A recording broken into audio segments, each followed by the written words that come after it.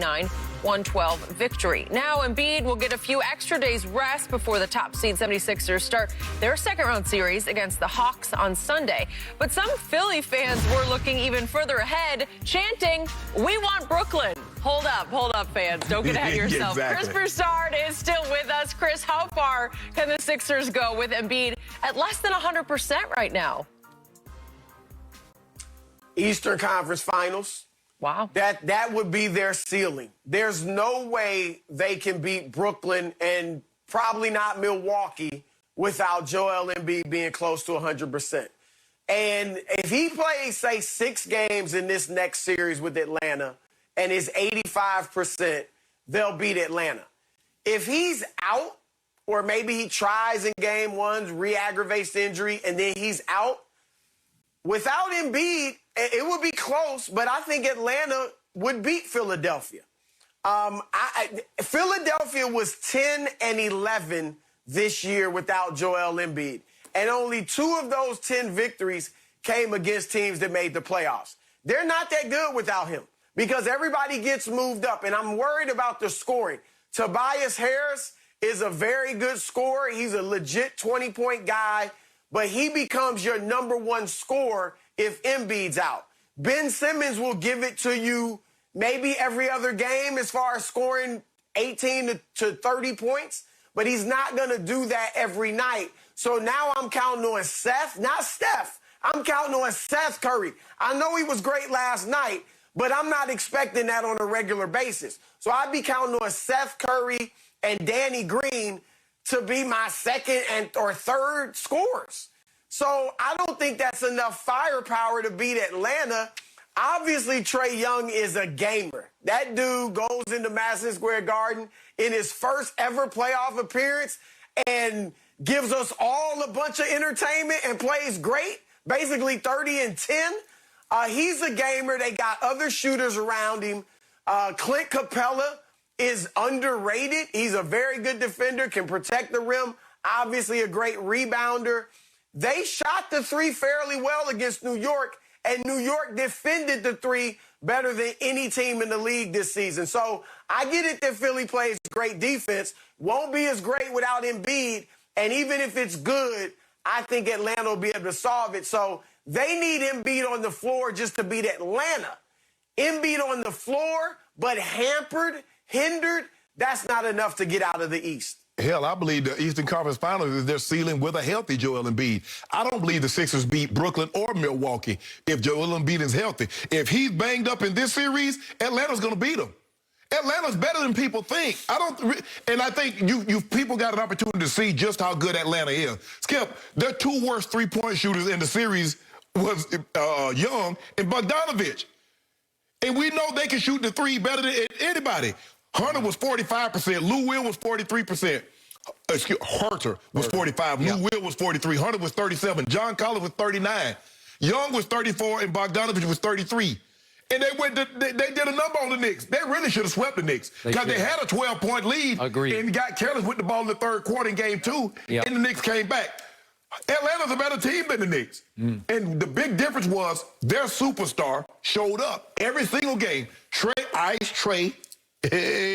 showed up. Did he? Yeah, Really? You see what he shot from 3 the last 2 games? He was 7 of 25. That's 20-something%. You love that? Hey, Chris, I don't. Can I interest you in this? I don't. Only 2 players in playoff history have scored 3 straight games of 30 points or more in Madison Square Garden. One name is Michael Jeffrey Jordan. You like him? And the other one is Ice Trae Young.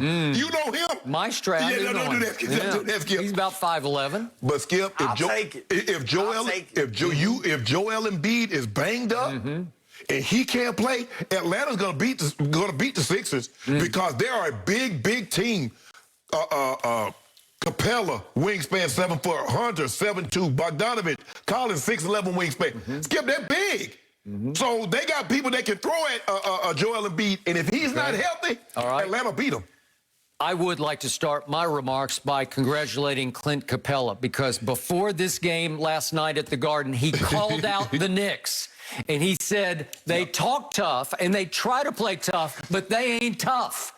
And he backed it up last night with 15 rebounds and 14 points. That's putting your walk where your talk is, right? You see they try to do the trade, throw the ball. He on the floor, Skip. Julius rather than throwing the ball at him. Fake tough guys. It's what Thibodeau wants them to be, and they try, but you have to have it in your gut to be that tough. Skip, they try to be the mid-'90s. Okay. The mid-'90s Knicks were really, really tough. Okay, but I bring up Capella because he's going to be a force if there's no Embiid, or if Embiid's like 60% or 40% of what he is. Right. Okay, so what do I know about Joel Embiid? I'm his biggest fan. Shannon, not so much. All he had this year was a breakout monster season because he had career highs across the board. From the field, he was 51%. Never done that before. 38% from three. 86% from the free throw line. He's 7 feet tall. Yeah. And nobody came close to shooting as many free throws as Joel Embiid did. There are so many nights I look at the box and he's 17 of 18. It's what I would like to see LeBron do tonight at Staples, go 17 for 18 from the free throw line, because he is a nuclear force in the paint. He's just very hard to defend. And I believe he would devour Clint Capella if he were 100%. Right. Okay, this is what I know about his knee. A Sixers source told me yesterday it has a small tear in the meniscus. It's just a little flap, and you know how these things go. I've had 3 of these surgeries.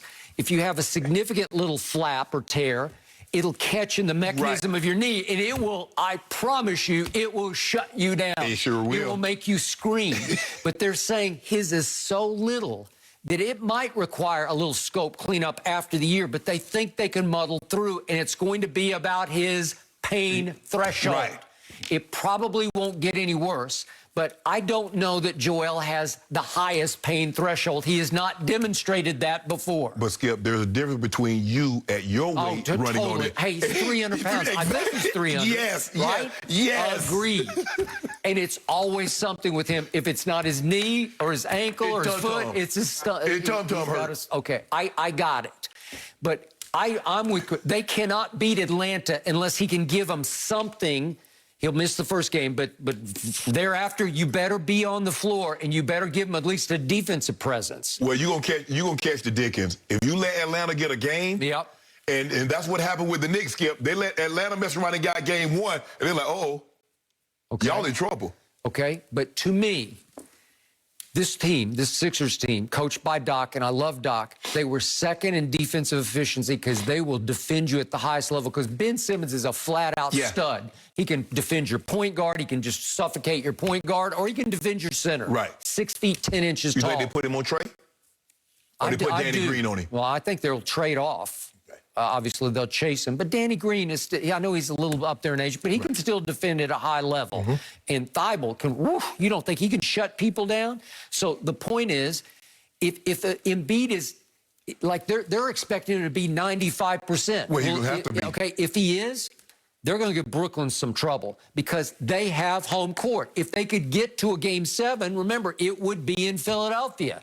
If they got to a Game 7 against Brooklyn, and I do think Brooklyn's going to beat Milwaukee, I would give Embiid at 95% a shot against Brooklyn at Philly. Well, Skip, he's going to need to average 40 and 15 a night to offset what KD, Harden, and Kyrie. I know, but they can't stop him if he's right. Skip, that's 100 points. They give you 100 points on a nightly basis. I've never seen anything like it before. But, hey, well, you have questioned their defensive commitment. Yeah. Go ahead, Chris.